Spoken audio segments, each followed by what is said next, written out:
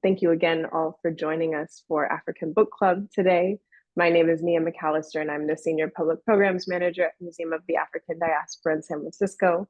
MoAD is a contemporary art museum, and our mission is to celebrate Black cultures, ignite challenging conversations, and inspire learning through the global lens of the African diaspora.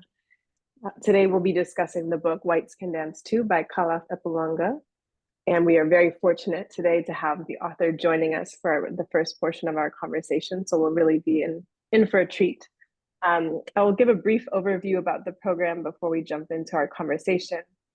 For those of you who are new to joining us, we've actually been in partnership, the museum has been in partnership with our wonderful host and co-founder of African Book Club, Faith Adiele, since fall of 2019.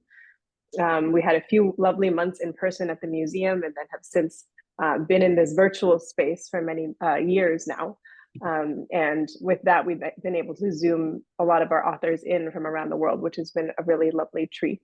And today is one of those days where our author will be part of the conversation. We'll have the first portion of the program today will be a moderated conversation between Faith and Kalaf. And we'll open it up for some audience engagement in terms of questions, which can be shared through the chat. And then following the moderated conversation, the rest of us will have the remainder of the time for open dialogue and reflections on the book. So we're very excited for you to be here, to be participating. When we do get to that open dialogue, we encourage everyone to contribute and share the reflections, whether that's raising your hand to come off mute to share or sharing your questions and your comments through the chat. We want everyone to feel like an active participant today. And I think those are most of the ground rules. Again, Faith will be really leading us and giving a framework and foundation at the beginning before we invite Kalaf into the room for the discussion. So I'll pass it off to you, Faith, to give some context about the book and situate us before our author joins us. Great, thank you, Nia. Welcome, everybody. Am I correct? Oh, yeah, I know that some of you are new to African Book Club, and so welcome. And as Nia said, we'll do it a little bit differently now, but you're always welcome, even if you haven't read the book. We will discuss the end. Spoiler alert, he makes it out of jail, clearly. So, because he's here and he wrote the book, so it's not a mystery in that sense. But normally we do discuss the ending regardless. He has asked someone that someone read for him, because normally we have the author, if the author comes in, read a little bit from the book, and he doesn't feel comfortable doing that in English. So he's asked if folks would be interested in reading. And we did that once before with someone who was really thrilled that people read their favorite passages to him. It was like a kind of a gift in exchange. So if there are passages you're interested in, that would be great. And I invite you to let us know that, because we'll start with that. He is going to play some music. Is there anyone who doesn't know anything about the book at all and just signed on because I begged you to, or because it sounded cool? Okay, because usually I just kind of sum up at the beginning, but its book is written in 3 parts. The first part really seems like a memoir. It's written in Kalaf's voice, and it refers to his iconic Kuduro band. And then the second part is written in the voice of a friend of his from the Lisbon dance scene, a woman, and who I believe is Afro-Brazilian. And then the third is written in the voice of the Viking, which is the Norwegian immigration official who detains him and kind of holds his fate in his hands. And so in those sections, Kalaf is referred to in the third person as the Angolan. But the setup is that his band was touring in Europe and he lost his passport in Paris. And so when he's on a bus from Sweden to Norway, he's apprehended, doesn't have papers, and they just assume that he's undocumented immigrant, and he ends up in a Norwegian jail the afternoon of the day he's scheduled to perform at a big music festival. And it becomes very clear that you have no rights and nobody's really interested in your narrative. And so he starts to reflect on all the many journeys he's taken from Angola following the war, coming to Lisbon and kind of coming of age through the music scene. And so he's also documenting the rise of Kuduro music, politics in general, the spaces where immigrants hang out, and how this music has developed as a result of so many Congolese and Angolan and Cape Verde and Afro-Brazilians being in Lisbon and in kind of these liminal spaces where immigrants create new identities through music and other things. He is a musician and a writer, has a column or had a column in Angola and Portugal. This book came out 7 years ago in Portuguese, and I think just recently in England and the US it was translated, and he's currently based in Berlin. Do you know more about him? Anything more that you want to add to that, Nia? Okay. Great. So, does anyone have a passage, or is anyone interested in reading to him when he gets here in a couple of minutes? Serenading him, as it were.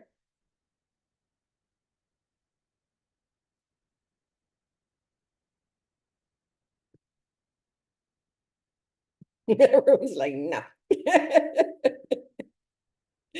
Well, that is fine.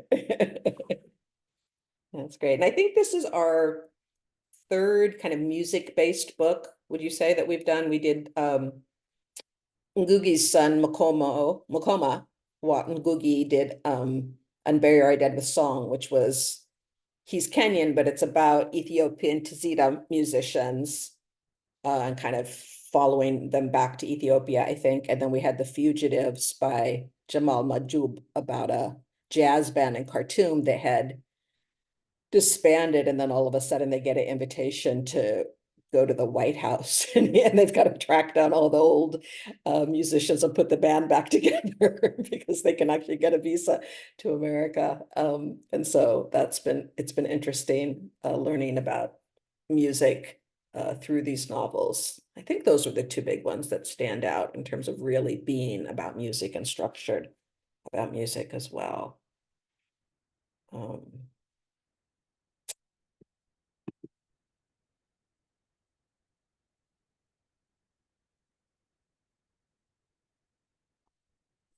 Does anyone in here have any experience with Kuduro or with Angola? Is anyone here because of that?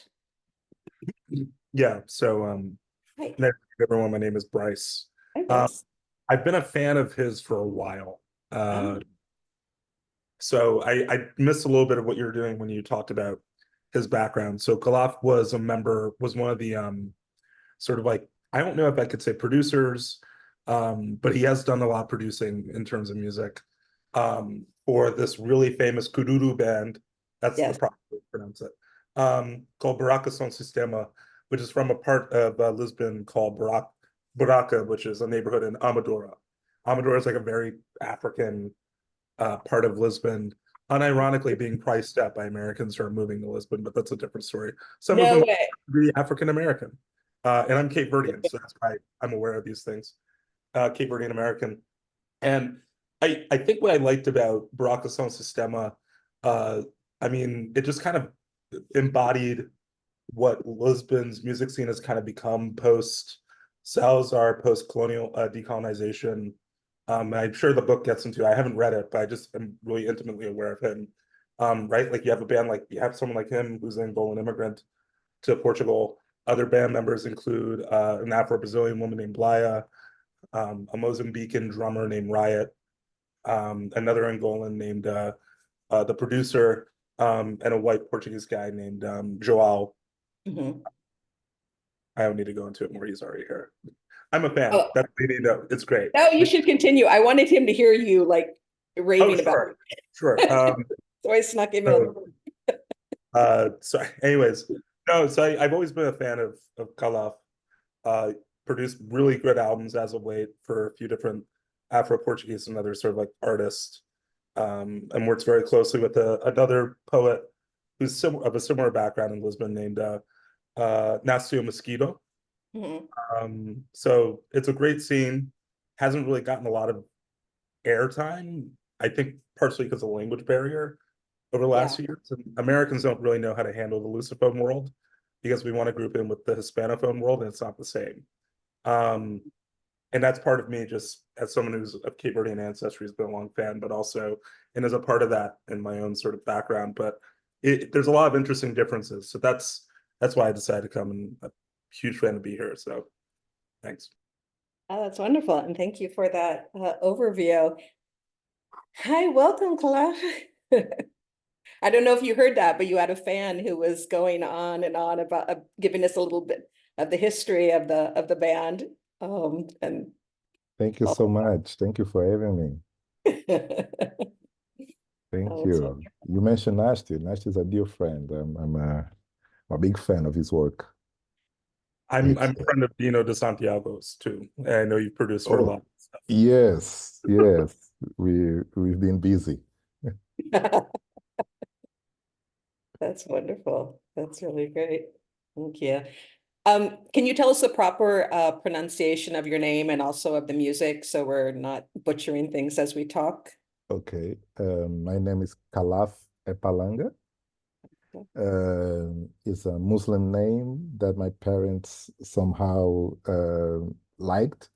I interrogate them quite some time. I gave up at this point, but I asked them where they picked that name because, you know, I live in Berlin, and every time I enter in a taxi, most of the taxi drivers in Berlin, either from Turkey or the Muslim world, they ask me, do you know the meaning? And they ask me if I'm Muslim. I said, no, but my parents like the name very much. And the story about the name that I believe could, I don't know if this is even interesting, but again, I think I mentioned in the book, this book has been written for quite a while, so I've forgotten. Probably you guys remember like more vividly what is in it. I don't know if I mentioned about my name, but there was this musician that was very popular in Angola in the 70s called Luis Kalaf. Yeah, yes. With double F. Is like a merengue god from Dominican Republic, and he was very popular, especially one song called La Mecha, and I believe they got the name from there. But then, funny enough, the meaning is air, like when the son of a yeah, is air. Are you pronounced with age? Like someone that inherit something from someone. Okay. That's more or less the meaning in that world. And my name Epalanga, my second name Epalanga, I got from my grandfather in my mother's side, and it means it has two meanings: friend in Umbundu, one of the Bantu languages in Angola, and also means a second in command. So basically, in the absence of the king, the Palangas are the ones. So it's a title somehow, like in that region. So when we call them sobas, you know, that's the word that we have for a king. So in their absence, his friend, his closest friend, one of the the people on his court that is named Ayapalanga is the one that steps up and do the duties in the kingdom. This became a surname due to the colonialism. Yeah, and my mother wanted to make a homage to her father and gave me the name Epalanga. Wonderful. Thank you. Thank you. Yeah, names are very important in Africa, so it's always great. Yeah, it's amazing, and funny enough, I didn't. My relationship with literature was quite funny. When I moved to Portugal for studying, I encountered the African diaspora here. Yes. Yeah, And of course, people in my generation and a lot of people from like already second, third generation of Africans here. So people that didn't experience the continent and never been, never visit. Yes. And I felt like there were like some kind of like a romanticized idea of what Africa was, and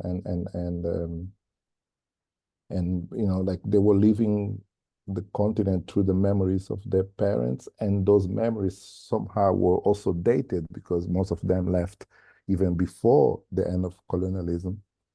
So I told them like, look, things are not, you know, they're not beautiful, but at the same time, they're not what you envision. Because some of them even had this idea of like, you know, that movie of Robert Redford and Mel Streep. I don't know if the title in Portuguese, Africa Minha. It's, but there is like, you know, those orange lawn, like the savannas and the sunsets and all that.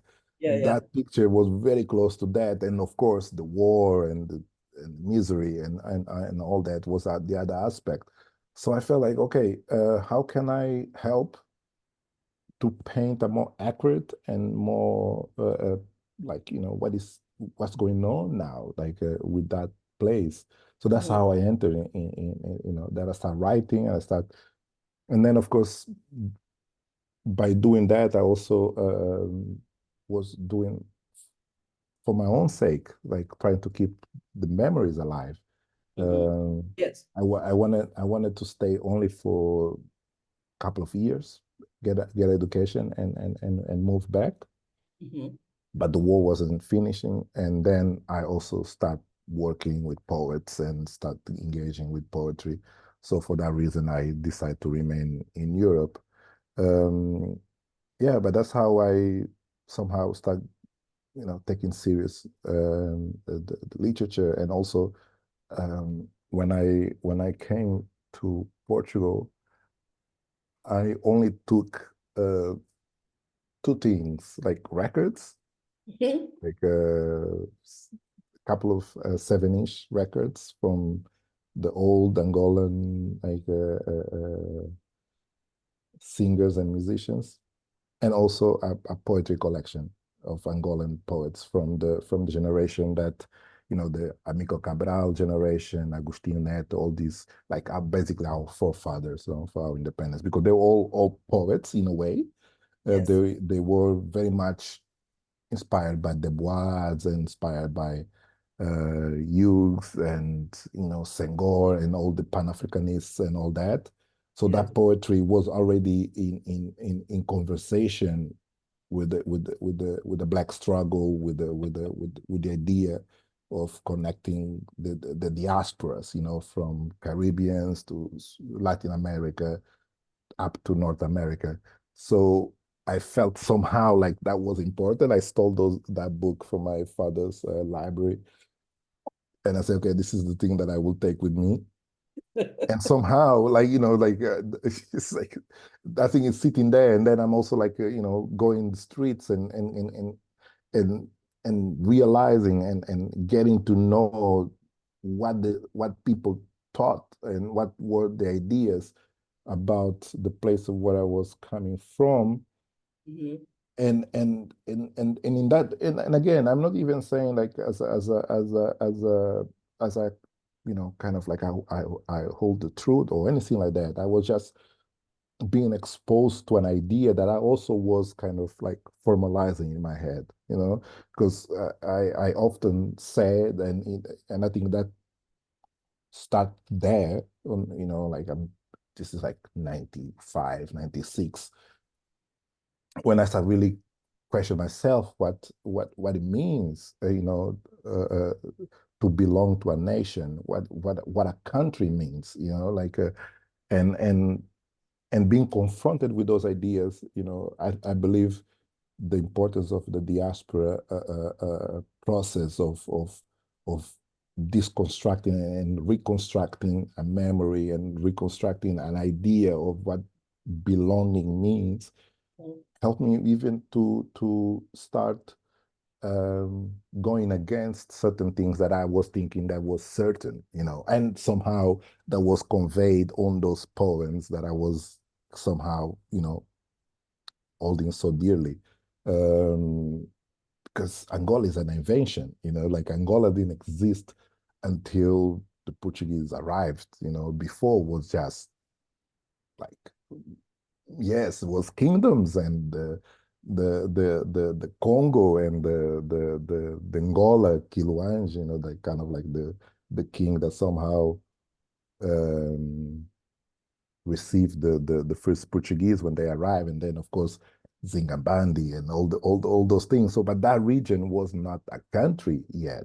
So this is quite recent, and this is when somehow like the Berlin Conference took place. Those guys decided, okay, let's make frontiers, let's like draw borders here. So I go very much against that.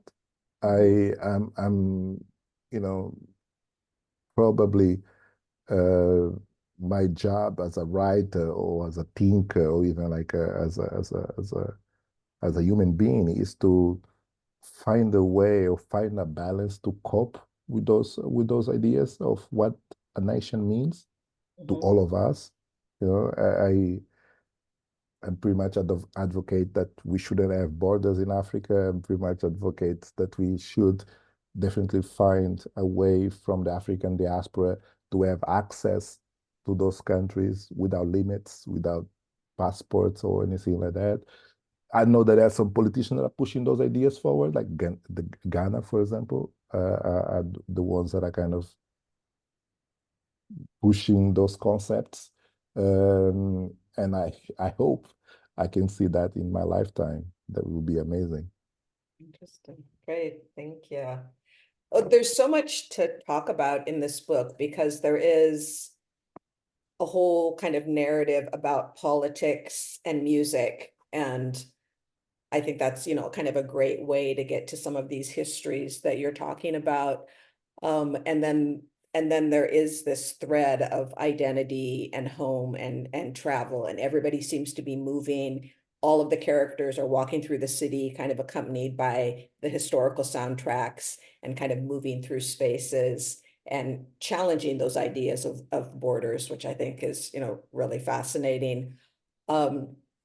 And then the structure of the book itself is kind of setting up a real deep dive into different perspectives. We have the Kalaf character at the beginning who's been detained and is thinking about his musical coming of age in Portugal, and then we have the friend who is talking more about Brazil, and then we have this Norwegian immigration official who seems to have PTSD about things that he's done towards detainees, but he's also ingesting all this political rhetoric in this, from the Nordic nations who are so kind of terrified of these immigrants arriving and all of those mythologies. But he also has personal connections that don't align with like his political manifestations. So there's so much going on there. And eventually I'd like to talk about how you got that information to kind of create that character. But I love how it lets us, talk about the now and the history kind of globally through these lenses. I assume you're going to play some music for us. We have some people who are going to read a little bit as well. So where do we start? Where do we jump into this? Yeah, let's see also the technicalities here. Let me figure out how I can play music here. Okay. Let's start. I recently did if I don't manage, I can share the playlist because Portugal celebrated the 50 years of the 25th of April revolution. Oh, okay. I decided to just put a list of songs, 50 songs, in fact, because I found it important, and we will celebrate 50 years of our independences in next year, in 2025, and I thought well, it's not really anything new, but I'm part of this group of people that believe, that we should connect the Portuguese Revolution with the African Revolution. One thing, like, basically start the other. It's something that, for example, a lot of, again, people romanticizing about this revolution, they think, oh, no one got killed. I think only 3 people got killed when Portuguese dismantled fascism in Portugal. But then, okay, you can say that not only 3 people died on that day, but you need to count the numbers of, like, millions of Africans that passed away during those, I think it was 13 years of war. That, basically, that was the battleground. Yeah, like Africa was the place where Portugal was fighting fascism, and was the Africans that started that. Like because, for example, Amico Cabral often said, like, look, we're not in war against the Portuguese. We are in war against the Portuguese fascism. And that thing was very clear to him, and he really wanted to tell everybody that was what we were fighting for. So that somehow made me, on that day, everybody was celebrating, all the speeches and everything. I decided to put together a list of songs. I will share the playlist now if I don't manage to how I do it to. Sorry, I'm really, like, Zoom. I know, like, we were really good at it a couple of years ago. Right. I forget most of it. Let me pull first Spotify. 1 second.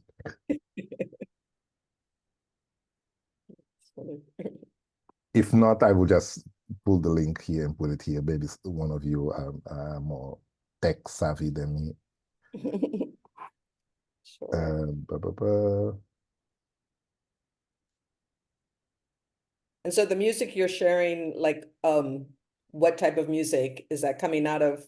Is it the whole range, like Kizombo, Kuduro, Zouk, Fado? Like, yeah, it's not so much about that. I can I can definitely play you some of that. But I always find it important to go back a little bit in time, just kind of to make a connection. Because there are 2 things that are very important, which also tells a lot about this Black Atlantic experience. Yeah, for example, I cannot think about Kizomba without the contributions of rumba and merengue and cumbia in Colombia, and also the contribution of the Antille, like the Martinique Zouk, which is already modern. Yeah, but all that somehow is all part of the same tree. Yeah, so I often try to combine the 2 things. Yeah, we can, otherwise it's almost impossible to talk about Kizomba because it's so new and not so many people know it. I always try to paint a picture.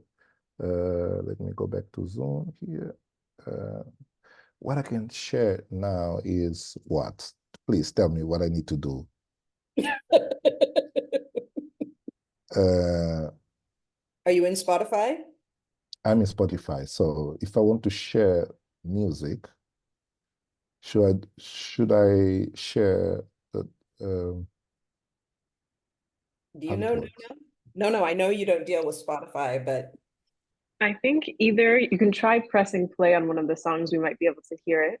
Or if you'd like to share screen to show us the list as you play it, you can do that in the middle. It should be for everyone. Okay. I'm sharing computer sound. Maybe. That looks like a good. Yeah. Like it's working. Okay. Yeah. Do you guys you can hear something? Yes, we can. Okay. Fantastic. Great.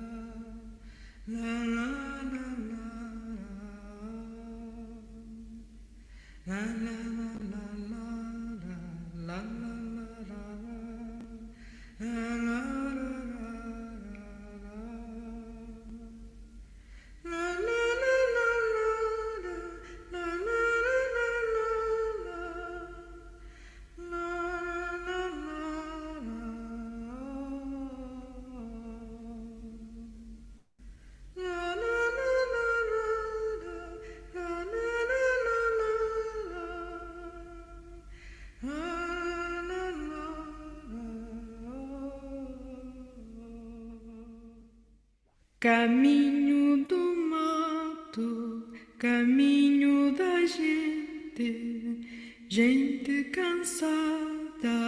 Oh. Caminho do mato, caminho do soba, soba grande. Oh. Caminho do mato, caminho de Lemba, Lemba formosa, oh. Caminho do mato, caminho do amor, amor do soba, oh.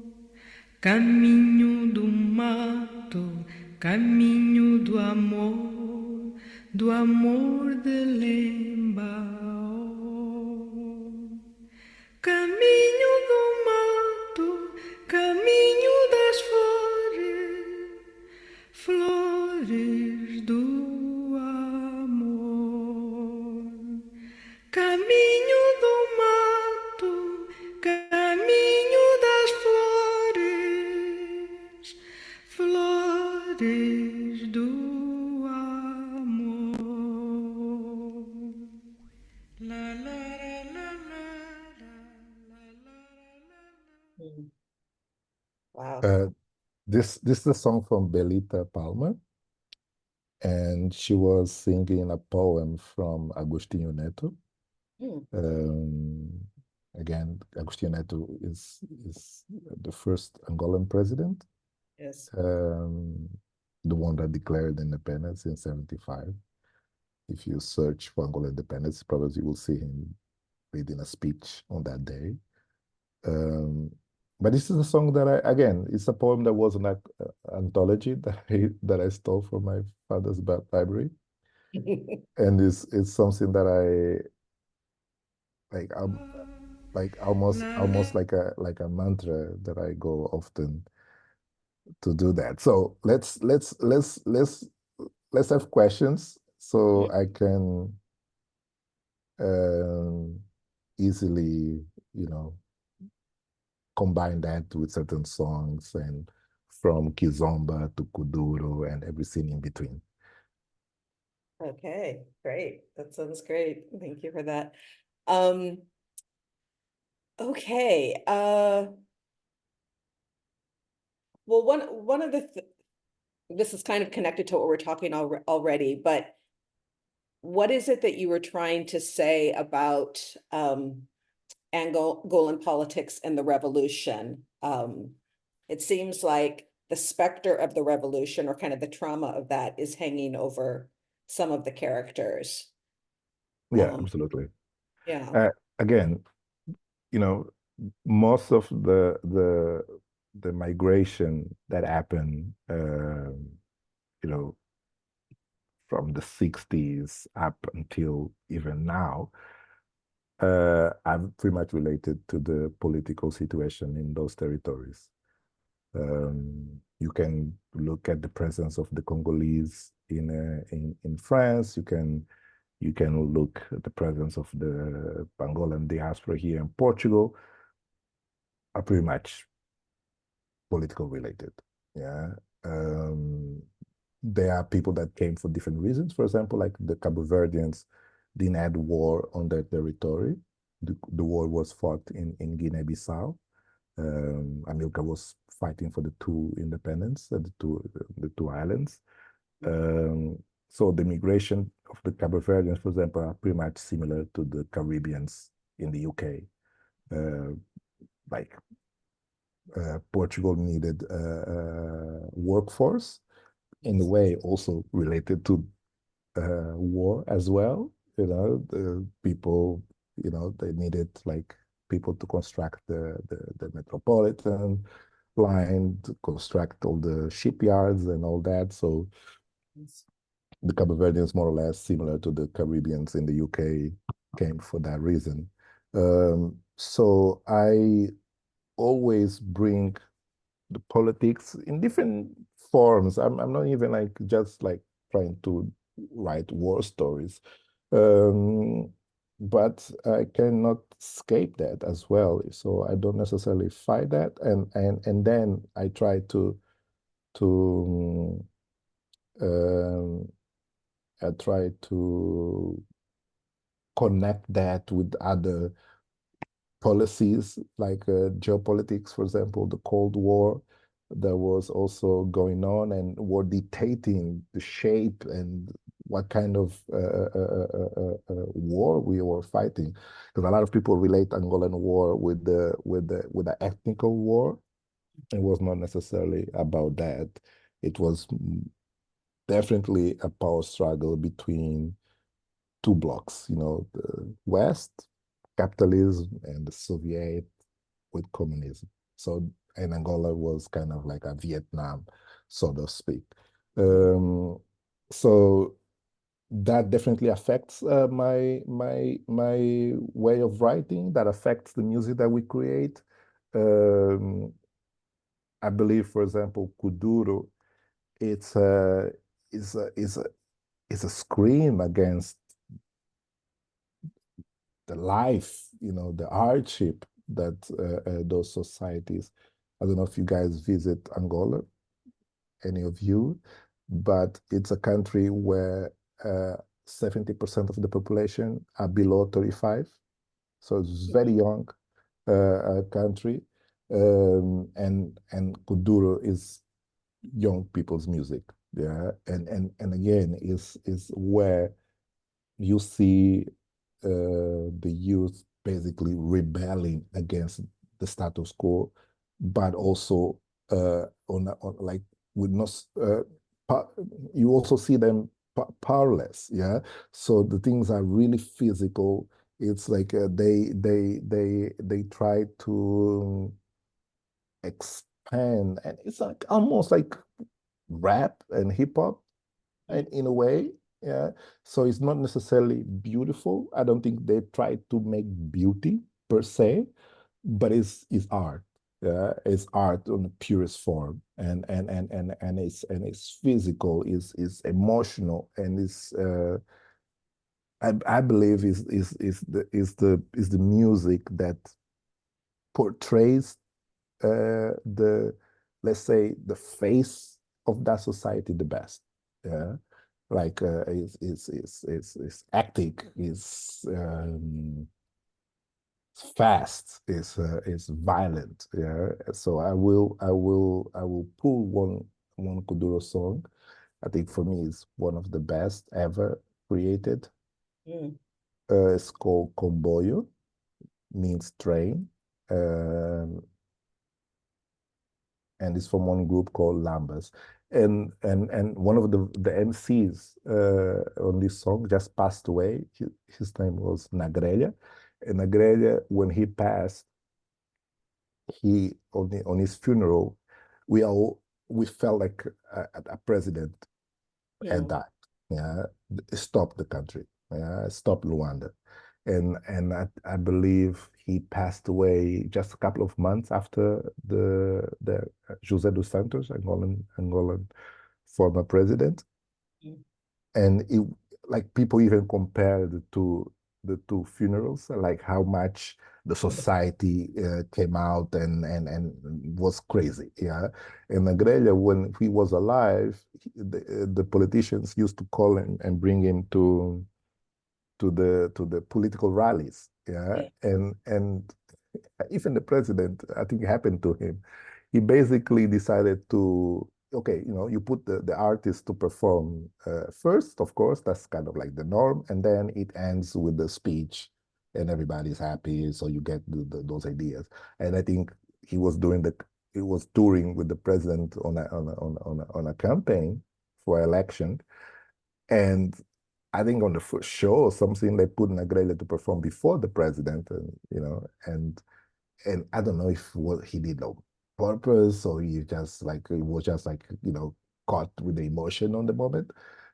He basically said, "Okay, Nagrela performed. Enough is enough. We can leave now," and people left. People left. People left. He was that powerful. Yeah, it's an amazing artist. So we miss him dearly. So here's Comboyo for you guys to have an idea. Is the music political? Oh, sorry. Oh, I was just wondering if the music itself is political. Like, are the lyrics and stuff? There is everything. Yeah, like rap. You have Kuduro that is more about like braggadocious, like the MC just telling like how great they are, comparing and beefing with the other Kuduro artists. And you have Kuduro is a bit more political, but all of it basically paints a picture of the society. It's like you will find always something to engage sociologically or political. Like there's no way to avoid that. Yeah, so that's why it's very important to us, and for me as a observer of movements, either from political movements or art movements. I love to put Kuduro just like in just position with everything else in society, because that kind of like helped me to feel the pulse. Because it's also important to say like and I will play a song that basically tells a word or let's say a refrain that says that specifically, because we were in a, well, yeah, I don't even will tap in the bushes here. We were under a dictatorship. Yeah, I only saw one political party through all my life. Yeah, in Angola, which is MPLA. So there's a lot of censorship, but the censorship in Angola is funny because you have like obvious censorship from the state and its institutions, but we also have something that is absolutely more devastating, is the self-censorship that we impose in ourselves. Yeah, this fear of talking too much and this basically affecting either our families or our friends or even ourselves. Yeah, so we always on this strange dance, very like neurotical and absurd at some point, because you don't really know, because sometimes those forces are invisible, but that's something that all of us are very aware, and we basically need to be smart and put certain ideas, certain concepts forward, but knowing that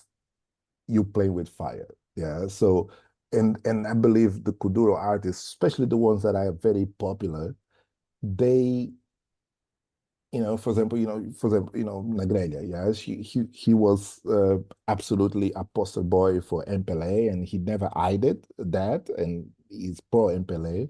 But at the same time, the way he speaks and the way he talks was so like raw that you could see the society being there. It's like having. I'm trying to put like one. Yeah, imagine Jay-Z. Yeah, sorry to use that. It's a bad example, but I don't have any, so I will use it. Imagine Jay-Z. Yeah, you have someone that is considered the voice of part of America.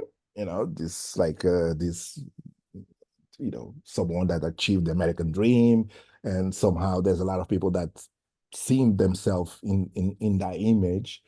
At the same time, even though he talking about like a Black experience, but at the same time is, rubbing shoulders with the Obamas and the Clintons and so on and so forth. Yeah. So yeah, it's contradiction, absolutely, but that's life at the same time. Yeah. I'm not diminishing the art just because they went to a contradictorial path. I don't know if that makes sense. So you see that a lot of Kuduro or in Angolan music at large. Yeah, you see people that are, because again, the state is the best payer. Yeah. That's the only payer, in fact. So you will see artists that work and, because they need to make a living, but at the same time, they are not hiding the reality. Yeah, they seeing the struggle, they seeing the pain of the people. You have, for example, one good example on one of the forefathers of Kizomba is Paulo Flores. I will play also a song of his just to give an idea. Is someone that somehow is loved by the power there be. Mhm. He sometimes performed to them, but also is loved by like the Martians on the streets. Yeah, the like it's funny, and the funny thing about it is that he sings about those realities to the power. Yeah, is amazing. Yeah, on that sense. So anyway, let me play Lambas, and then I can move to another song. Okay.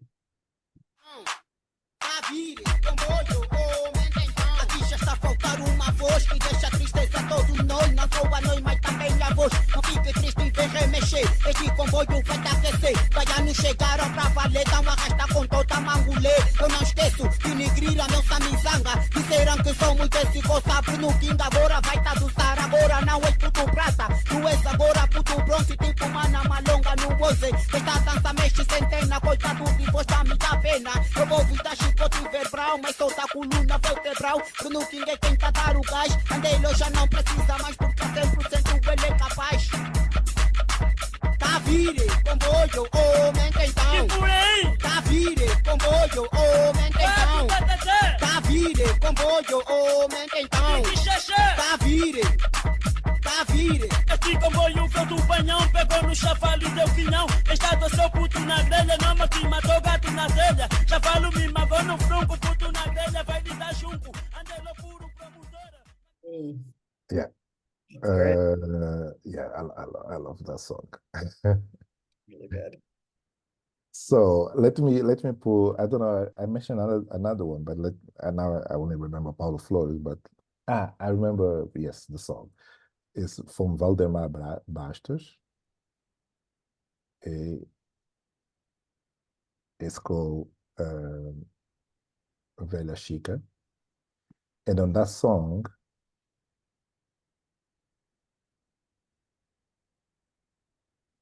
for example, Valdemar Bastos, Velha Chica. I found it here with the London Symphony Orchestra. Why this song has 44 minutes? Let me find a short. No, I go one shorter. Okay. And these are songs that would be big in Angola as well as in Lisbon.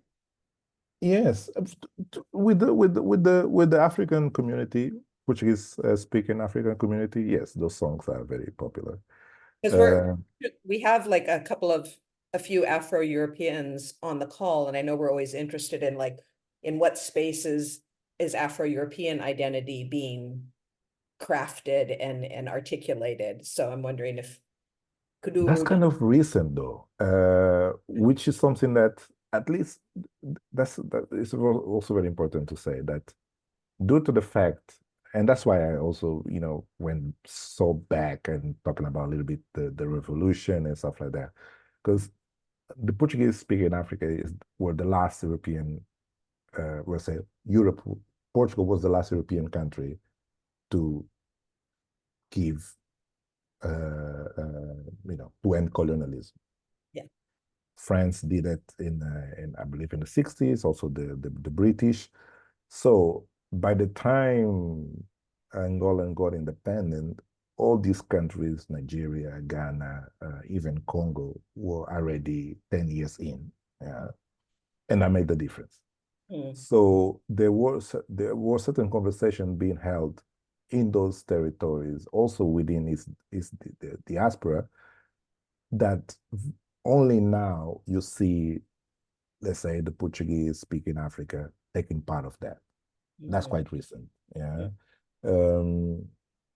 I do believe that there are a lot of things to address. I don't think there is, for example, an unified idea of Afro-European identity per se. You have that more or less connected to territories. And of course, Johnny Pitt with his book, and somehow he, and there's also a lot of writers, few, but some that are kind of discussing and debating that idea. But we don't have, for example, we recently had the European Parliament elections, and we were, I wasn't surprised, but like the advance of the far right on that parliament was just like amazing. Yeah, it was mind-boggling. And the Nazis' rhetorics and Le Pen and also like in Germany, like all that. So the European Union is absolutely right. Yeah, is undeniable at this point. But for example, I didn't saw any. Well, we have very few black representatives on that parliament, but I never saw a European politician chasing the black vote, for example, as a unit. We don't have, for example, we are starting to debate about structural racism in institutions. We have and every time, and it's basically writers and intellectuals and a couple of musicians that are basically bringing this to the forefront. And every time we do that, people say, oh no, this doesn't exist. Europe is really like a rainbow, all the multiculturalism and all that. But the fact is that we have a black population, and that black population, if you count the ones that are already born and raised here or with the European citizenship, is quite a lot already, but it's not expressed in those big national or international elections. Yes. I hope it changes, because I think Europe is turning to a really, really, really danger area. So we shall see. We shall.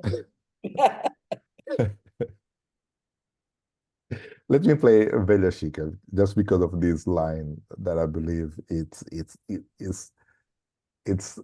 the advice that we got. It's like the unwritten rule when it comes to discuss politics in the place where I come from.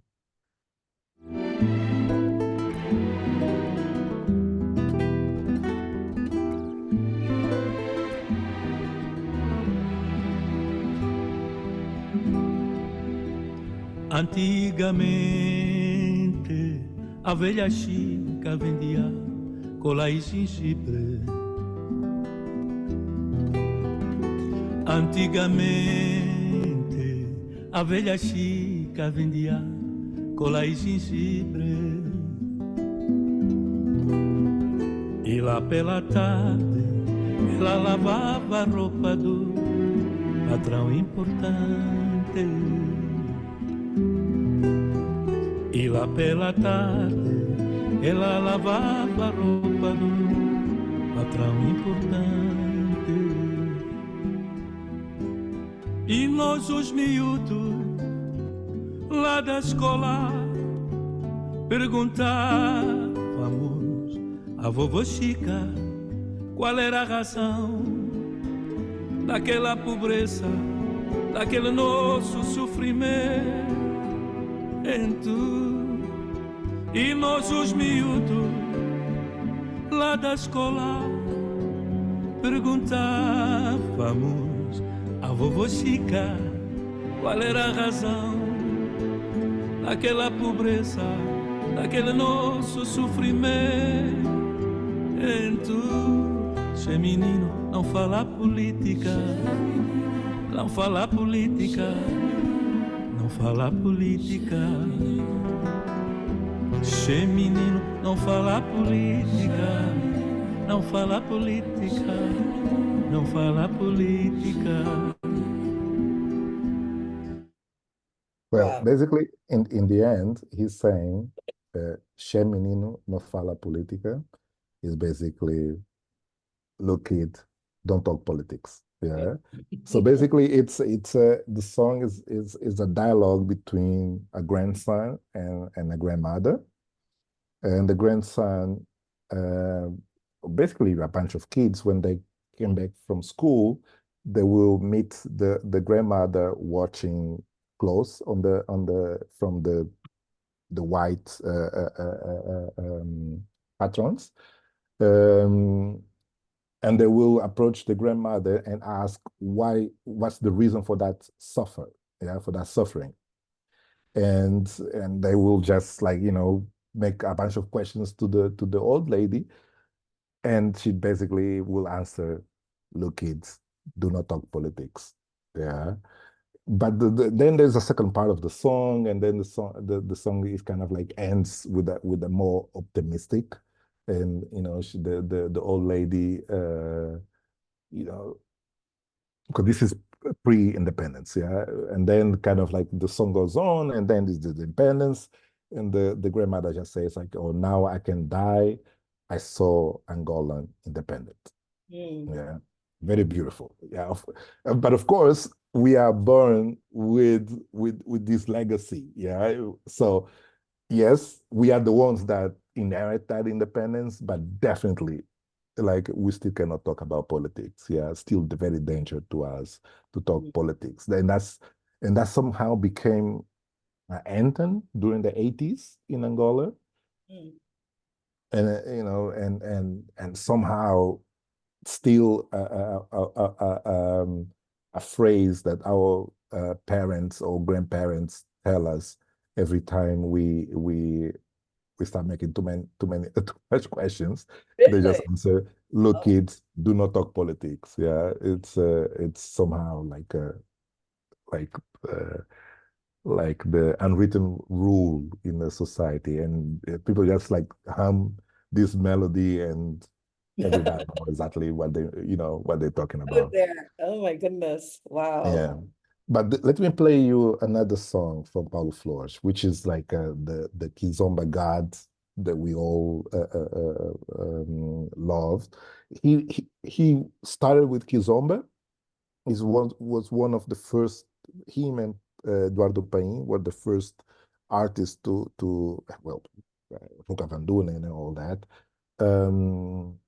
Actually, I will play I will play two. I will play Paulo Flores and I will play a Ruka Van Doenen song. Paulo Flores, he started with Kizomba, but he then also embraced samba, which is kind of like it's not really traditional. It's quite modern, but it's the music that translates the best the relationship with the traditional, like the rumbas and the merengues. Kind of like samba is kind of like on that family of music, but incorporates the traditional rhythms, the kilapangas and the masambas and all the rhythms that somehow were forgotten. And there was this group called Angola Ritmos that came and brought all those rhythms, also with the influence of jazz, the influence of Brazilian music and Cuban music, and they create samba. And anyway, I will play Paulo Flor. Let me see which song I can play from him.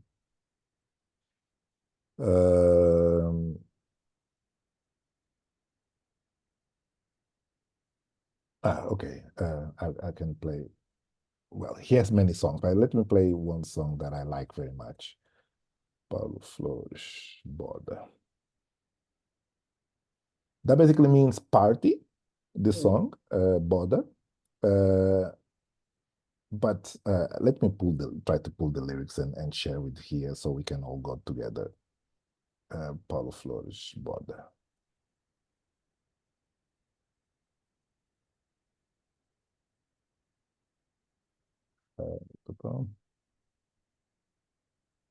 So,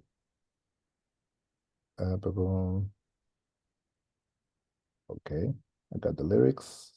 I will throw here on DeepLs. So do not kill me with the translation. It is what it is. We're using technology here to speed up the process. When I can throw this on the comments, where is the comments? Came in the Q&A, but I In can the drop chat, the meeting Yeah. chat was good. There's a There we chat. go. Okay, I Yeah. see. Show chat. Okay, so here's the lyrics. Oh. The message is too long. Let me break it down in parts. Oh, this is the one before. Yeah, let me break it down in parts. Wait a second, pulling first 3 verses. Okay, that's the first 3 verses, and then I will pull the other. Maybe we'll even only. Okay, let me just put the whole thing. I don't know if we will play the whole thing, but at least it's here. Okay, so Paulo Flores Boda.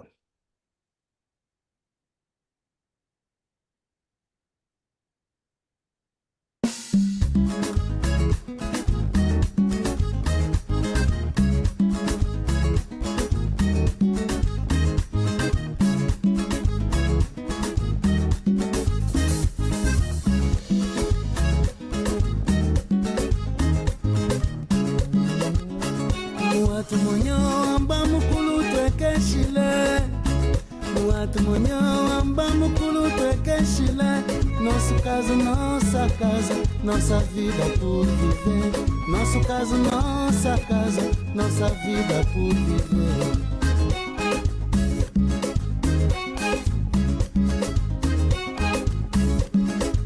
Oh, amada mulher, se eu te pudesse explicar meu ser.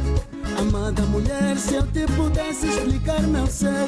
Vem dos lenços coloridos, carrapitos por fazer. Carrapitos pequenitos, como aqueles que vovô fazia. E a Gina só trançava quem sorria. Mas no fundo eu sei que doía. Nem toda missa casa, nem todo ferro é brasa. Nem toda gorda é gota, nem todo veneno é cobra, nem a palma da tua mão. Nem todo bicho arde, nem toda distância invade, nem todo rico rouba, nem todo resto é sobra. Nem a cara da minha mãe. Well, DeepL didn't do a good job translating, but it's quite close. Yeah, it's for example, when he on the hooks on these last beats, not every miss home. It's like basically he say it's not every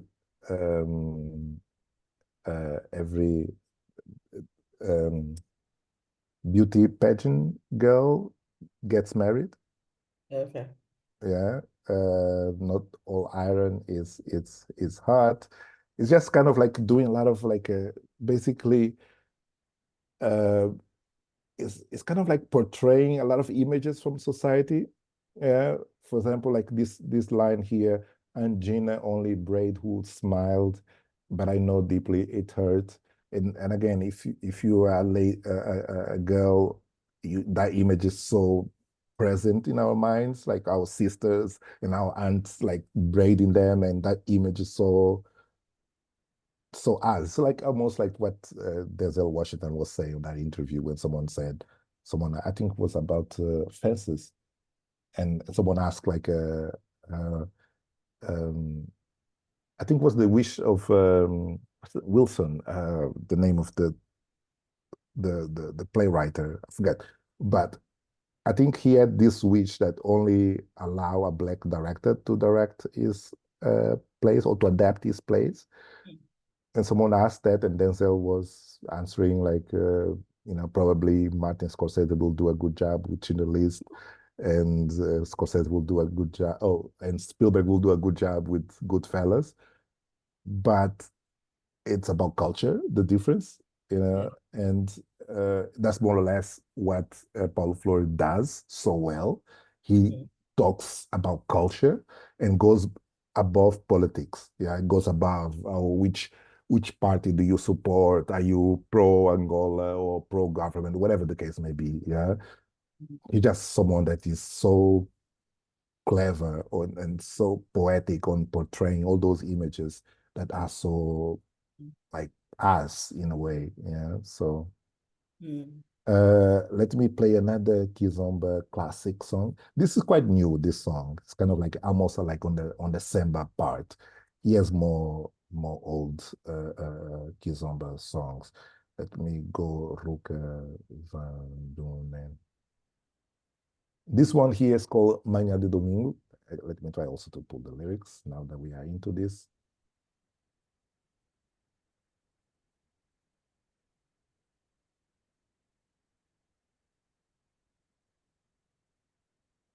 So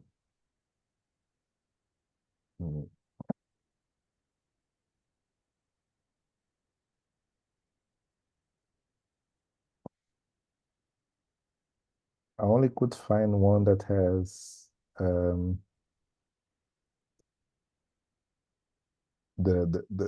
chords. Maybe, yeah, it has to be that one.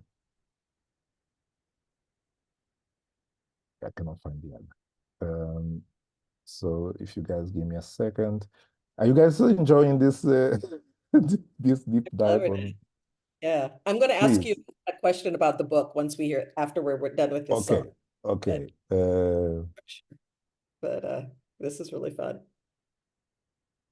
We love it when musicians come. Okay, okay. This I will play only like the beginning, so it's only matter the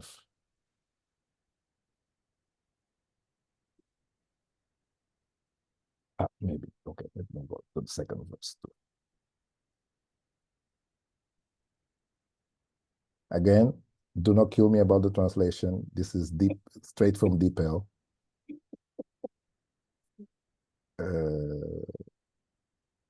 Here's the chat. Okay, so.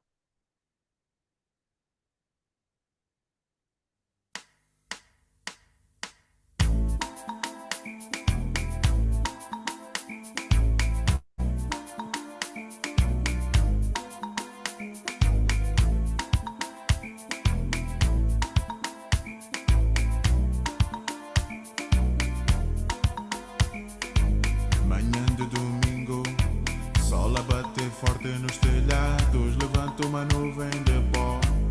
Perguntam os mais velhos o que é isso.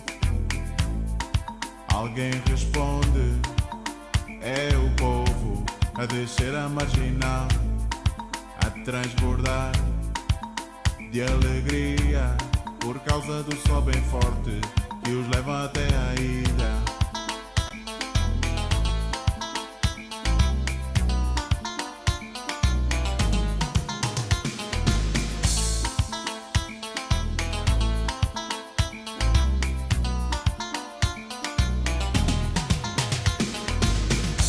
Os minguitos também vão, quem agarra carona é feliz, mas para onde vão?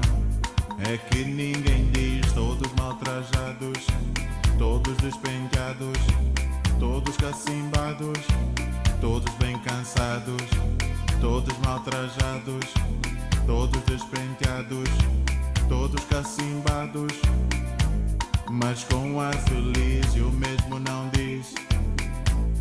O calcanhar escaldado e o calção cansado do suor de todos os dias. Yeah, I love that. Oh my Yeah, God. that's like an older Kizomba song, and again, this was a huge hit. But that's the thing though, like this is a song This is talking about the Sundays in Luanda when you see people from the, like, so-called, we call it mosaic, Brazilian called favelas, just like coming down the center, going to the island, yeah, to enjoy the beach. But again, this is the people coming, yeah, to celebrate and indulge in Sunday activities. And that's again, it's portraying a society, and that's the song that somehow formed me. And the way I write is pretty much trying to follow the same format, just being well, in Portuguese we call it crônica. It's very hard for me to translate this literary genre into English. You have it it's in Spanish too. Yeah. Yeah, it's just someone that really just talk about like the surroundings. Yeah, we write what we see, and those songs, those kizomba, like from the poets to the kuduro musicians, they all sing about what they see. And again, it's like rap, which is African tradition. That's the griots in West Africa do the same, and you'll see that across the board from Fela Kuti to Miriam Makeba. That's basically what Yeah. format. That's for me why that's the reason why music is so important, and I don't really distinguish between art forms, and like I don't have a hierarchy of what's valid or more valid than others. And that's the beauty for me, and in a way to see and enter literature through music. That's more or less Right. my approach to things. I love that. That goes right into my question then, because I did want you to talk about the structure of the book. We have part one that's in Norway in 2008. Then we go, in your voice, and then we go into Portugal in September 2012 in Kizomba Sophia's name, and then we go back in part three to Norway in 2008 through this immigration officer's point of view, which brings in a lot of politics. So how did you come up with this? With the structure, I was sitting on that story. I always felt like this could be either a good short story or like I don't know, like I because getting arrested because you're traveling without documents is something that I knew. Even when I was going through it, I knew that okay, like I can write about this.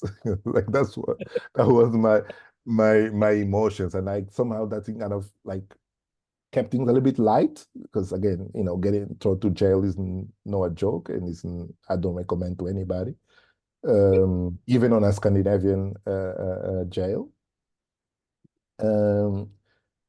So I don't necessarily can I say, I also want to challenge the tradition of, let's say, what is a novel, yeah, and knowing that my background, I intertwine with these other genres, not only with language, for example, like I'm exposed to Latin, Spanish literature with the Cubans and the Colombians, all the people that somehow came around Angola during the 80s and 90s.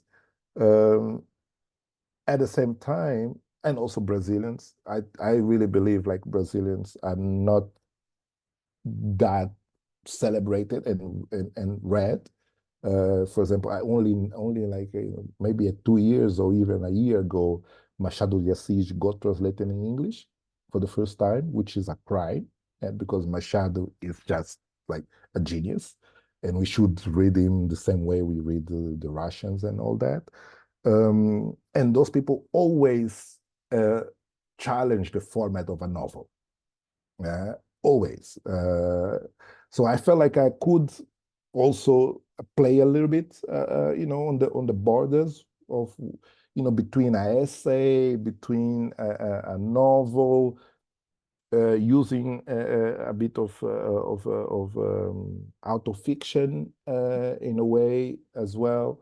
So I felt like I could experiment a little bit because, again, I'm not really like, I didn't study literature.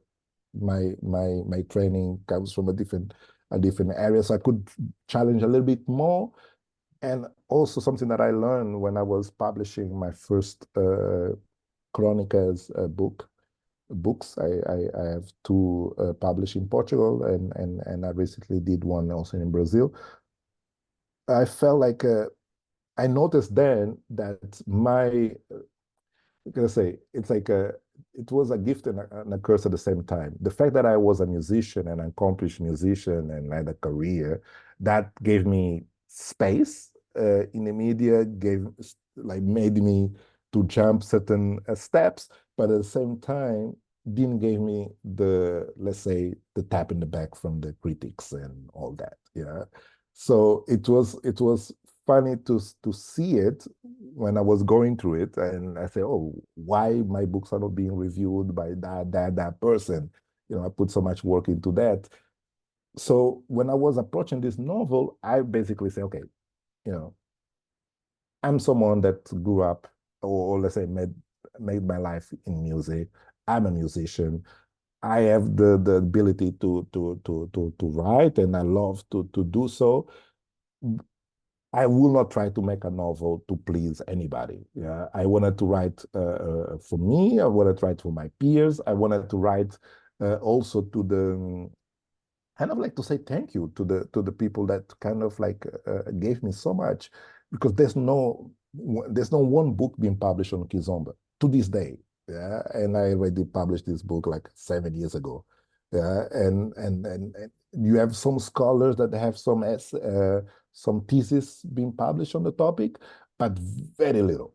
Yeah, we don't have a Kizomba literature, and Kizomba is our pop music, for example. Yeah, you could, for example, like you can read like from Chimamanda to Teju Cole. You have references from Jay-Z lyrics to whatever. That's why I even put Jay-Z on this novel. Yeah. It's because it's so present in like, at least, let's say, modern American literature,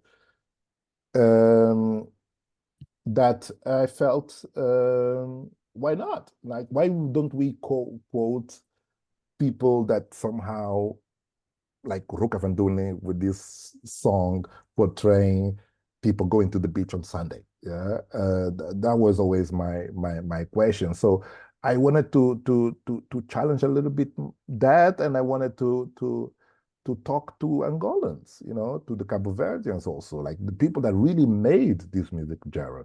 That's why I say, as much as I wanted to talk about Kuduro, which was kind of like the premises to start the book.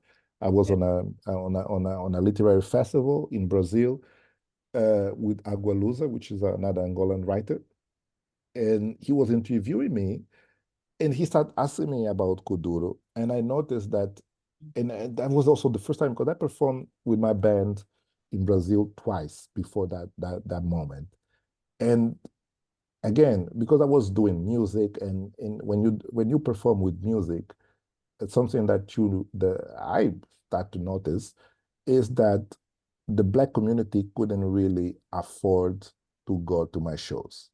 Yeah, so I was performing to, let's say, a majority of white audiences. Yeah, and somehow literature brought me closer to the Afro-Brazilians.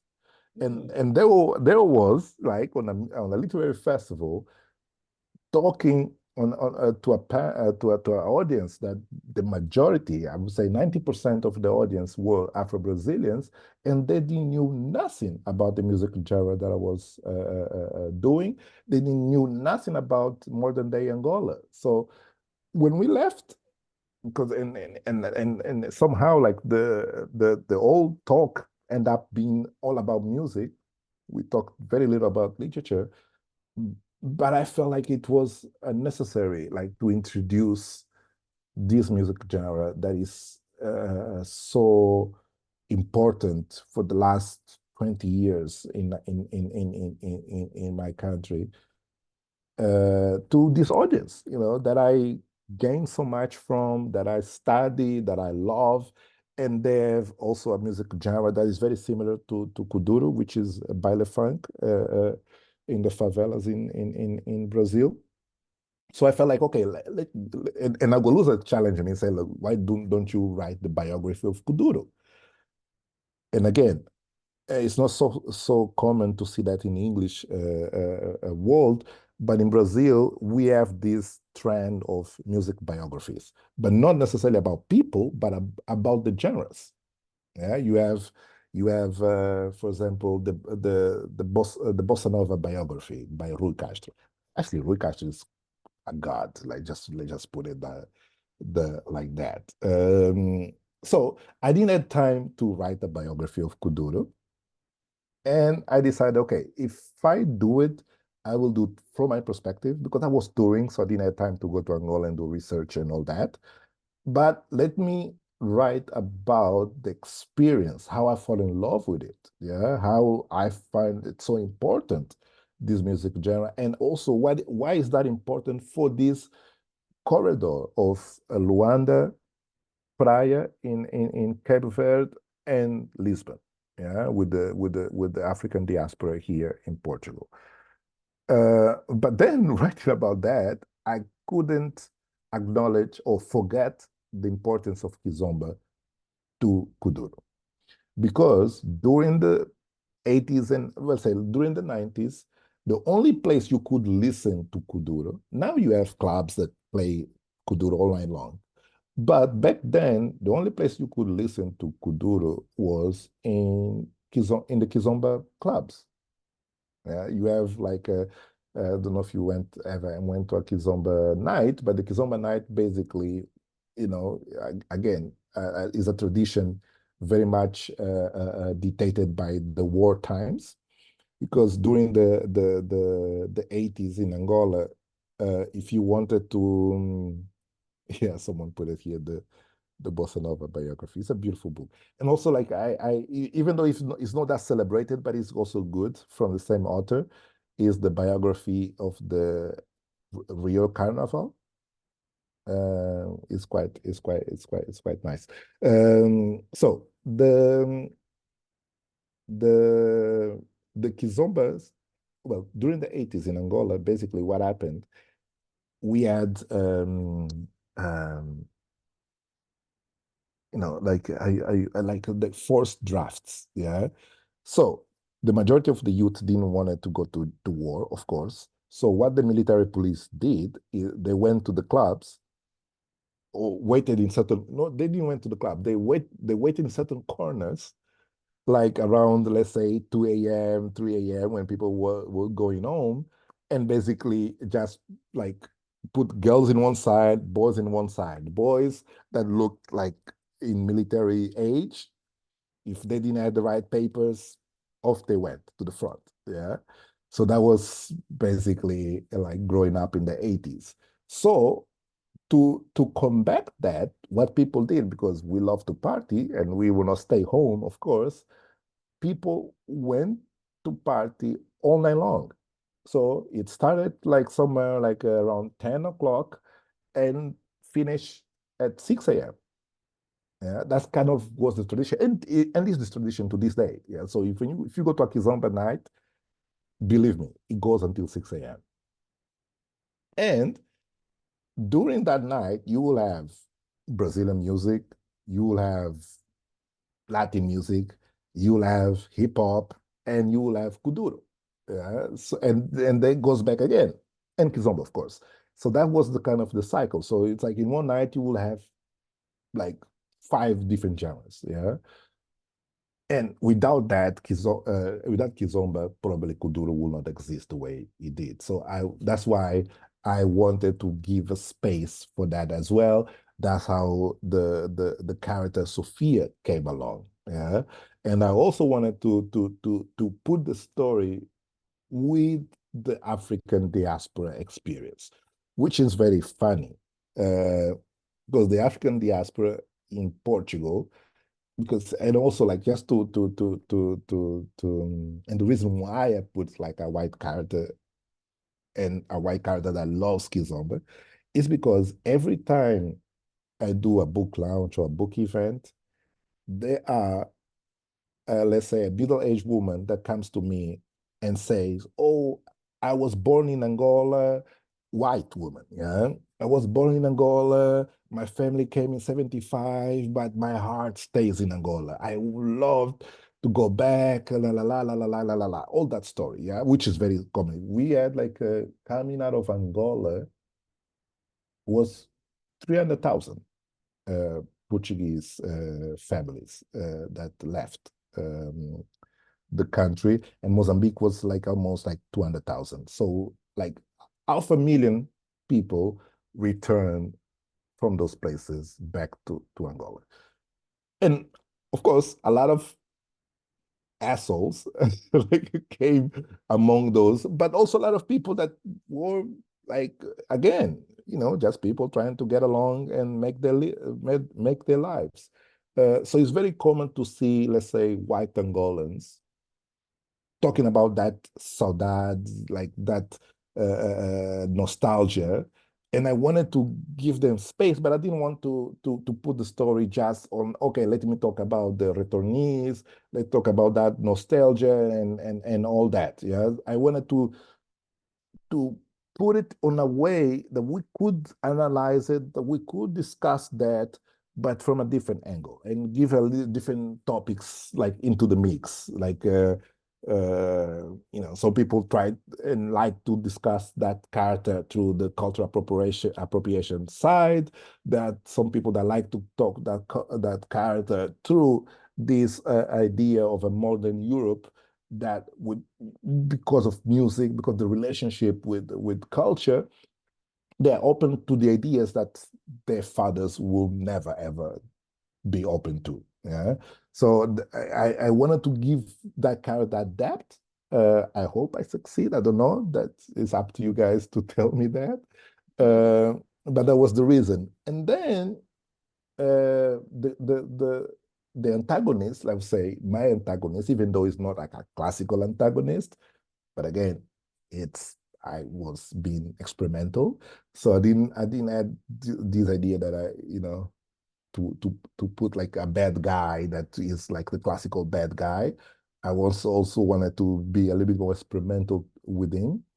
It's because also my experience and my relationship with dance music. Yeah, I know, well, now I know a lot of police agents that are really into dance music. Now I know a few of them. But back then, my inspiration was a judge, a Portuguese judge that was really into dance music. I happened to meet him because he was married or was dating my lawyer at some point. And yeah, and it was like, I don't want to put anyone in spots. I hope like no one search who was my lawyer then. He was smoking weed and all that. Yeah. And I was kind of like man bugging, like, okay, like, because I never met, like a judge smoking weed, like who this person is. And going to clubs and dancing to the music and being aware of the stuff that I was listening to. Yeah. And I say, okay, this guy is a person too, even though he put people in jail, and all that.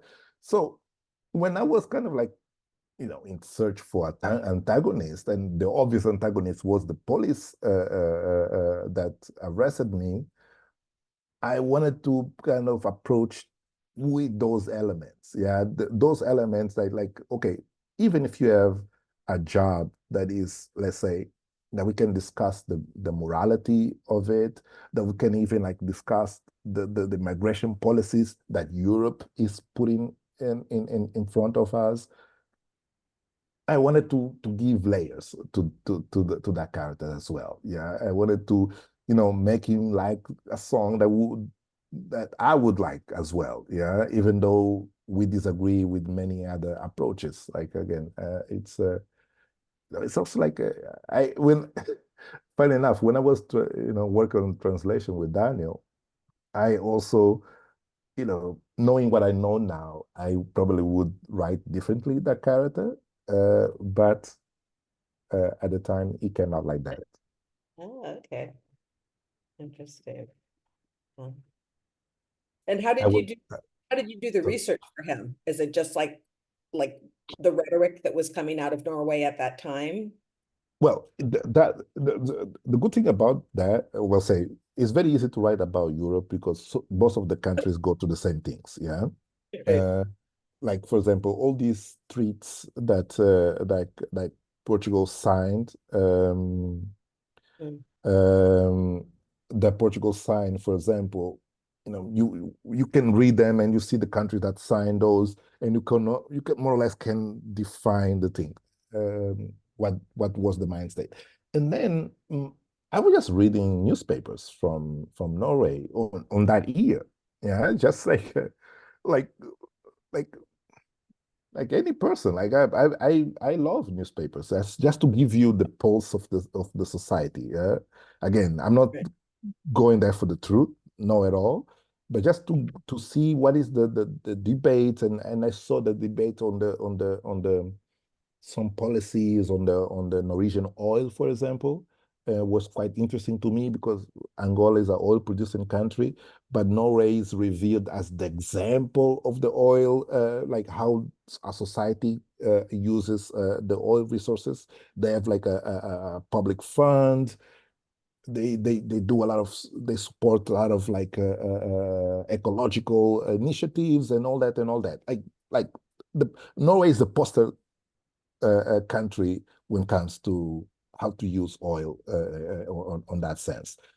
But um, the person, I didn't knew that, but through research, I found out that the person that designed that program, or even like one of the architects, and he is very humble. He don't claim that thing for himself. Is this Iraqi engineer Right. that ran away out of Iraq because he was married to a Norwegian, and he got a license because Saddam was not playing around. He will not allow anybody to leave Iraqi oil program. But he managed to leave Iraqi because he wanted to take his son to some medical to get some medical help in Norway.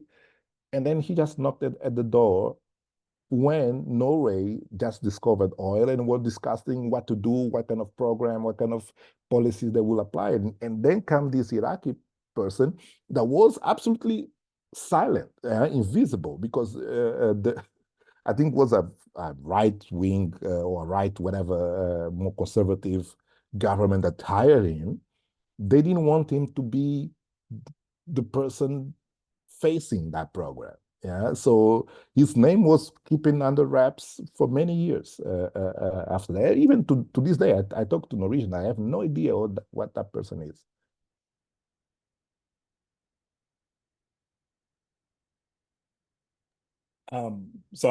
Thank you for sharing everything, Kalaf. I have one comment from my own personal experience based off what you talked about with returnees. So my family is also from Cabo Verde. Depois falo português. Okay. Agora não falam. Yeah. But so for me, I used to live in Taiwan, and my first time actually meeting a lot of people from like all of Lusophone was going to Macau. And I remember going to a Cape Verde Independence Day party in Macau, and I met a white Angolan guy who was a professor who taught me what kududu was. And you remember the song Bella Bella?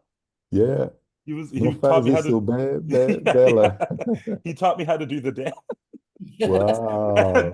And I remember thinking, because like in the United States, I think with Cape Verdean identity, especially in Massachusetts, Rhode Island, where my family's from, depending on when you immigrated, like there's different, it's a weird sort of relationship. It also depends on like what someone's like, ethnic background is. Some people are darker, some people are lighter. Some people might be of like, I don't know, Goan descent because of the empire, Yeah. right? And it was just really interesting for me to see that. And then when I went to Lisbon for the first time, especially with the music you did with Buraka Som Sistema, like how like you could go to like a a club that would feature someone like a Cape Verdean artist like Prince Zito, like Yeah. the whole club is like full of like white Portuguese who speak better Creole than me. And Yeah, it's like yeah, it's the yeah, weirdest to me. It was like super strange. So your yeah, return to Equat thing just reminded me of that. I want to flag yeah. that. Thank No, you. that's a reality. Again, for art or for literature, I don't think we can hide anything. Yeah, like there are people that ask me like why I made certain choices with the book. I say, like, look, everything that is absent on this story because I had to make certain choices for the narrative and for the story's sake.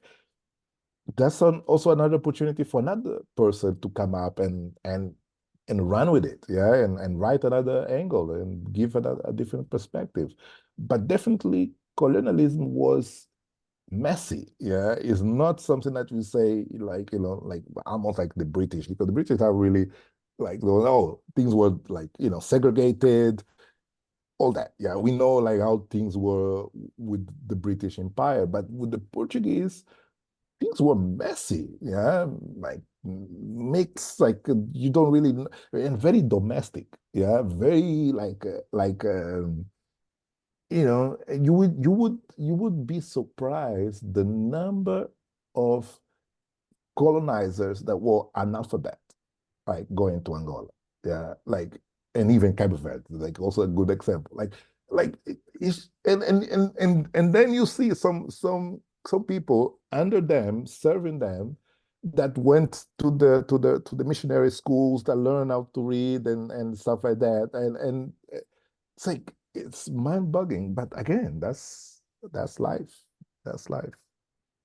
It's a weird thing, and it's also kind of surreal too, because I mean for Cape Verdeans sort of were used as an intermediary for a lot of the Portuguese Empire as well, because of our skin tone, because our backgrounds are mixed heritage.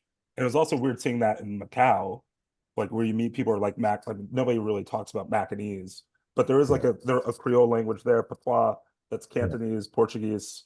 There are a lot of African influences in it as well, from yeah. slaves, freedmen, and other folks and other parts of the empire. It's just a really fascinating thing to see. I remember this is probably going to make your skin crawl, but I'm going to say it anyways.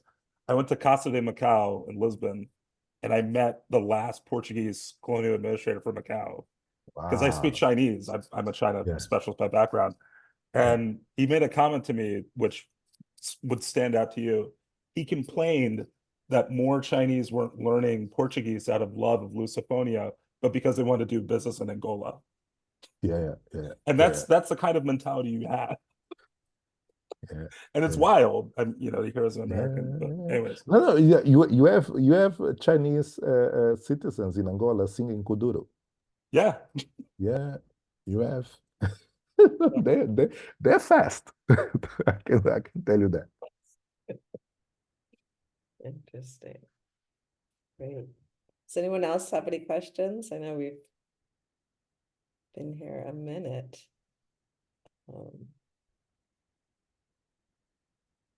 I think everybody's happy. This is great. I just wanted to mention, I love there's a moment towards the end where the Viking guy says, where did things begin? And he initially starts with kind of his trauma, but then he says, does it start with the Vikings who went out and brought people back as slaves? Did it start with this? Did it start with that? And so just that, again, twisting what the narrative is, where, Europe posits itself as being invaded, I thought was really great, because everyone's just moving at all times in this novel over space, through culture, through music. And it just does such a great job of looking at this modern migration that we're seeing, obviously, in these cultural mashups that you were just discussing. So it's really a wonderful ride that you've provided for us. And I want to thank you for writing the Oh, I book. appreciate it. Thank you so much. I hope like one day we are like in a room with around in a circle. It would be great. Yes, definitely. You guys are all in California, or it's like different? No. I see you are in Massachusetts, huh? I'm in New York right now, but now. I'm in DC most of the time. Great. So I hope I tour with this book. This year will be impossible, but the paperback is coming early 2005. So maybe then I will go and do some bookshops and stuff like that. Yeah. So you're living in Berlin now? I live in Like- Berlin, yes, with my 3 children and wife. Yeah, we are Berliners. I don't speak German. It happens.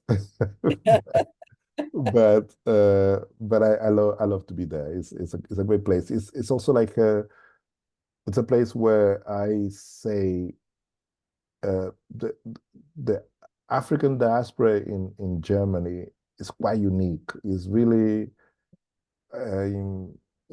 for example, like the presence of African literature in the country, at least in a city like Berlin, is amazing, and the interaction, the awareness of the world. We have now like this place called Haus der Kultur der Welt. It's called AKW. It's a culture center that is run by this professor, philosopher, incredible Cameroonian cross Berliner called Bonaventure de Kung. It's an amazing place to just experience culture. Everything that we've been talking here today is happening in real time in that space, in that city per se. So it's quite nice to be that city. But again, also like with all the chaos and all the political movements, and it's happening. Yeah. I'm surprised because Lisbon is such an African town. I thought like, oh, it must be so hard for you to be in Berlin. No, like it's quite sad to be an African writer in Lisbon. There's no African literature bookshop. There's none, zero, none. Wow. Yeah, no, it's just it's strange to me. It's like even like when you go to the main let's say the mainstream bookshop. It's called Dussmann in Germany. The section of let's say the mainstream books, you have all the bestsellers, like the Nigerians, the Ghanaians, everything that is happening now. You can see that in front of you, yeah. And here takes forever, like to see those books coming to Portugal, and that's quite sad for me. I sometimes I have this urge. I should help in a bookshop here, but at the same time I say no, I'm good. I'm doing enough. Let someone else do this trouble. If I spoke Portuguese, I'd do that. I'm looking for a site. Yeah, that would be fantastic. That would be fantastic. And Lisbon it's an amazing city. Don't get me Yeah. wrong. It's an amazing city. Food is great, but I also like Berlin a lot. I can say that. Okay. Cool. Anyone else? Say anything? Ask anything? And thank for sharing all the references. I see like Machado de Assis here. Like even if I give you recommendations, well, very important. Jamila Pereira de Almeida is an Angolan writer. She moved to New York, so I think she's teaching a semester at NYU. Is an amazing writer. She only has one book translated into English. Is the biography of her aunt.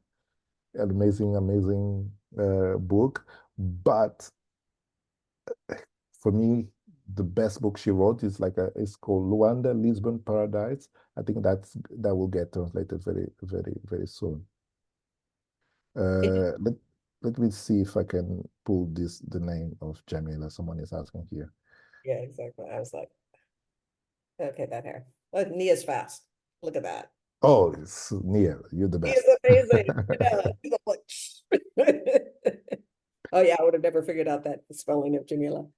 Yeah, Great, 'cause she's it's hard for us to get Lusophone, literature, Yeah, international translation works. yeah, So that's a great another book that just got translated in Brazil that is amazing is I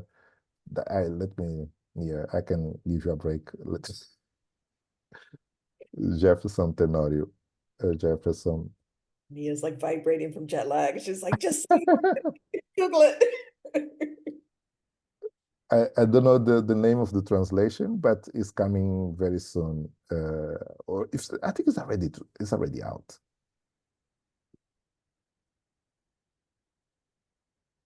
Tenorio is it's like this, Jefferson Tenorio, and the book is O Avesso da Pele in Portuguese, but in English I forget the name.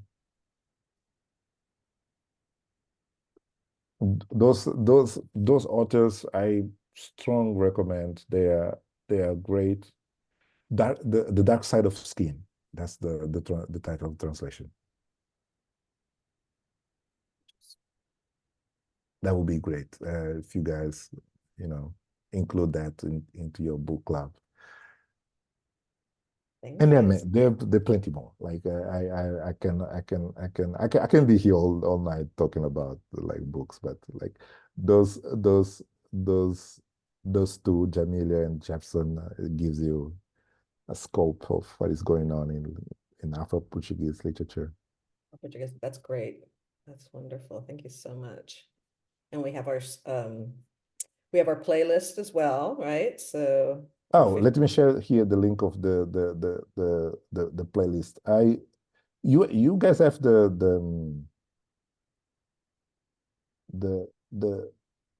you have a playlist. The White Condensed, the White Condensed playlist. Yeah, I believe so. No? Well, if you put like White Condensed in Spotify, you will find a playlist. But I will also put here the playlist that I did for these 50 years of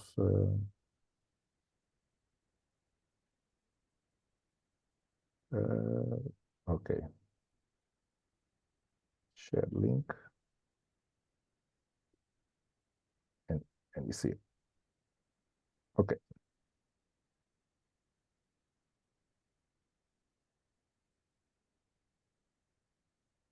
Thank you so much. Thank you. It's been really a pleasure talking to you, and thank you for staying so long to be with us. That was Appreciate it. The kids are not home, so that's why I could. That's hilarious. Yeah, but how you guys found out about my book though? That's one of the curiosities that I had. I think I have a Google alert for anything that's Afro-Nordic. So Okay. that could be it. Okay. I can't remember. Or did you tell me about it, Nia? Or did I find it? I can't remember. I feel like you might have sent it. We go back and forth over email with like, here's a recommendation, here's a recommendation. So I think this one came up in one of our conversations. It might have been, yeah. And did you have something in brittle paper? Did they announce it? They usually announce all that. Yes, they did. Yeah, so I keep an eye, and she has a big spreadsheet of things that are coming out. So I'm also trying to, make sure we have representation, because there are some countries where it's just hard to find literature. Yeah, hard to just not always be doing Nigerian. So I was looking, but then as soon as I saw like the Nordic part in it, I was like, ooh, gotta snatch that. Yeah. And then the interesting structure made me interested as well. And Thank you so much. some of us have been to Lisbon together for Afro-European conference. We were there we were the Afro-Nordic delegation. And so just want to support and see what's going on. Great. I think I was in the first year of that conference. Okay. I think Johnny Pitts was there when I was, yeah. Oh yeah, we were there. Yeah. You were there when Johnny was there? Yeah. Okay. I was there. I don't know. Maybe we met. Elizabeth Jasmine, do you remember that? Did we hang out with this guy? I was always I remember. I think we had too much fun. Yeah. I just remember Elizabeth waking me up like, do you want to go home? Like repeatedly. And I'm like, no, I'm having a great time, even though my eyes are shut. Yeah, that was a good conference. Lots of FOMO. Yeah, it was good. So yeah, I think that's how we found out. So oh, Nia, do you want to announce what's next? Or do you know? Yeah, I do know.